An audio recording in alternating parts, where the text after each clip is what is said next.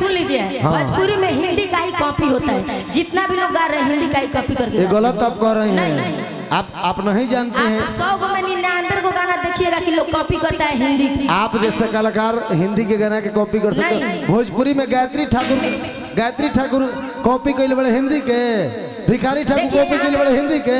ठाकुर जी का बात नहीं होता। भोजपुरी माने का? भोजपुरी माने सब कुछ। गायत्री ठाकुर, भिखारी ठाकुर। देखिए ऐसा नहीं है। नहीं, हिंदी का शिकायत मत करिए। माने हम वो हमारे बड़ाई करते हैं। वो लोग कहते हैं कि भोजपुरी अश्लील है। हमारा भोजपुरी अश्लील है? नहीं, वो लोग नहीं बोलते हैं। बोलता है लोग।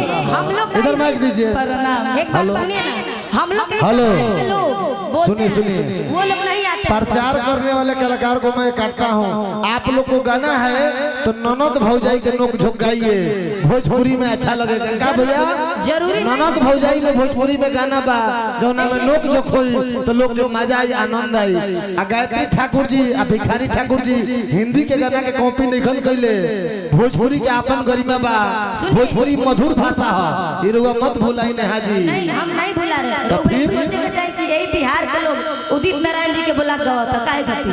अलका याग्निक जी हमेशा गांधी मैदान में आते। सुने के मतलब उदित नारायण जी आते हैं। हिंदी को भी सुनते हैं भोजपुरी वाले। आप भी सुनते होंगे, आप भी सुनते होंगे। गलत बात है। नहीं, गलत नहीं है। सुनने के सुनते हैं, हम भी सुनते हैं।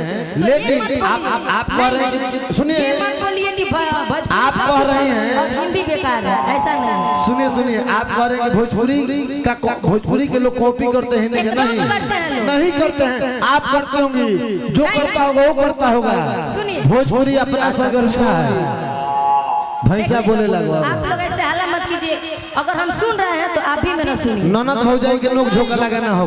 कविंदर चाचा हमने ननद भौजाई का हम दोनों को झोंका गाना लिख रहे हैं। नए लिखले बारे जितेंद्र जख्मी जी। देखिए हम चुप।